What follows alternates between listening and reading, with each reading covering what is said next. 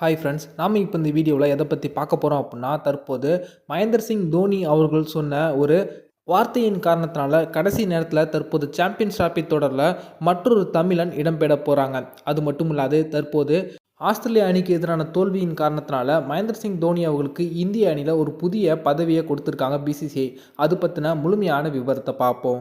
இந்த champions trophy தொடர் பாகிஸ்தானில் நடத்துகிறாங்க. ஆனால் இந்தியா விளையாடும் போட்டி மட்டும் துபாயில் நடைபெறும் அப்படிங்கிறது குறிப்பிடத்தக்கது. ஒருவேளை இந்த சாம்பியன்ஸ் டிராபி தொடரில் இந்தியா இறுதிப் போட்டிக்கு தகுதி பெற்றுட்டாங்க அப்படின்னா இறுதிப் போட்டியும் துபாயில் நடைபெறும் அப்படிங்கிறது குறிப்பிடத்தக்கது.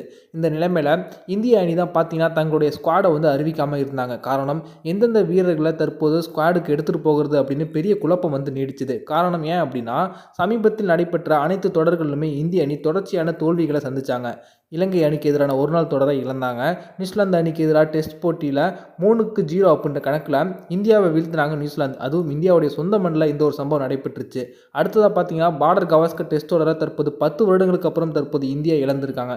இதையெல்லாம் வைத்து பார்க்கும்போது கௌதம் கம்பீர் அவர்கள் தலைமை பயிற்சியாளராக பதவி ஏற்றதுக்கு அப்புறம் தான் இப்படி தொடர் தோல்வி ஏற்படுது அப்படின்னு சொல்லிட்டு பிசிசிஐ தரப்பில் இருந்து குற்றம் சாட்டப்பட்டிருக்கு. அதே போல் சீனியர் வீரர்களுக்கு முழு சப்போர்ட்டை கொடுத்திருக்கக்கூடிய கௌதம் கம்பீர் அவர்கள் இளம் வீரர்களுக்கு ஒருதலை பட்சமாக செயல்படுறாங்க அப்படின்னு சொல்லிட்டு புகார் எழுந்துச்சு. இதன் எதிரொலியாக பார்த்தீங்கன்னா, சமீபத்தில் சர்ஃப்ராஸ் கான் அவர்கள் பேசிய ஒரு விஷயம் தற்போது வெளியில் கசிஞ்சு அது ஒரு மிகப்பெரிய பிரச்சனையாக மாறிச்சு. இனிமேல் சர்ஃப்ராஸ் கான் அவர்கள் எப்படி இந்திய அணியில் இடம் பிடிக்கிறேன்னு பார்க்குறாங்க அப்படின்னு தற்போது பார்த்தீங்கன்னா கௌதம் கம்பீர் அவர்கள் இந்தியாவின் சீனியர் வீரர்களோடு சேர்ந்து கொண்டு அவங்கள மிரட்டியதாகவும் தகவல் வெளியானுச்சு. இந்த பிரச்சனையை இப்படியே விட்டால் சரியாகாது. அதன் காரணத்தினால மற்றொரு முக்கியமான ஒரு பிளேயரை முக்கியமான பொறுப்பில் இந்திய அணியில் அமர்த்தினா மட்டும்தான் அது சரியாக இருக்கும் அப்படின்னு பிசிசிஐ எடுத்த முடிவின்படி தற்போது மகேந்திர சிங் தோனி அவர்களை இந்திய அணிக்கு மென்டராக இந்த சாம்பியன்ஸ் டிராபி தொடரில் போட போகிறாங்களாம்.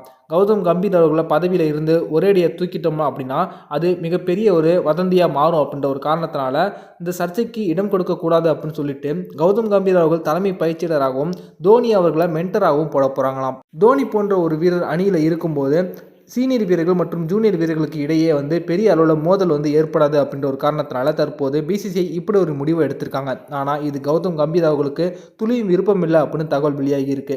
சமீபத்தில் தற்போது இந்தியாவில் அறிவிக்கப்பட்ட ஸ்குவாடில் பார்த்தீங்கன்னா ரோஹித் சர்மா அவர்கள் கேப்டனாகவும் சுப்மன் கில் வைஸ் கேப்டனாகவும் நியமிக்கப்பட்டாங்க. சுப்மன் கில் அவர்கள் தொடர்ச்சியாக மிக மோசமான ஆட்டத்தை வெளிப்படுத்தி கொண்டிருக்கும் போது அவரை தற்போது வைஸ் கேப்டனாக போட்டிருப்பது அனைவருக்கும் ஆச்சரியத்தை ஏற்படுத்துச்சு. அதற்கு அடுத்ததாக பார்த்தீங்கன்னா விக்கெட் கீப்பர் அப்படின்னு பார்க்கும்போது ரிஷப் பண்ட், KL ராகுல் அவர்களும், டாப் ஆர்டர் பேட்ஸ்மேனில் விராட் கோலி, ஸ்ரேயஸ் ஐயர், அதே போல் மிடில் ஆர்டரில் பார்த்தீங்கன்னா ஹார்திக் பாண்டியா, வாஷிங்டன் சுந்தர், ரவீந்திர ஜடேஜா, அக்ஷர் பட்டேல், சுழற்பந்து வீச்சு அப்படின்னு பார்க்கும்போது குல்தீப் யாதவ், வேகப்பந்து வீச்சில் பார்த்தீங்கன்னா ஜஸ்பிரீத் பும்ரா, முகமது ஷமி, அஷ்தீப் சிங் போன்ற வீரர்களுக்கு இடம் கிடைச்சிருக்கு. தற்போது முகமது சிராஜ் அவர்கள் அணியில் இருந்து கழட்டி விடப்பட்டிருக்காங்க.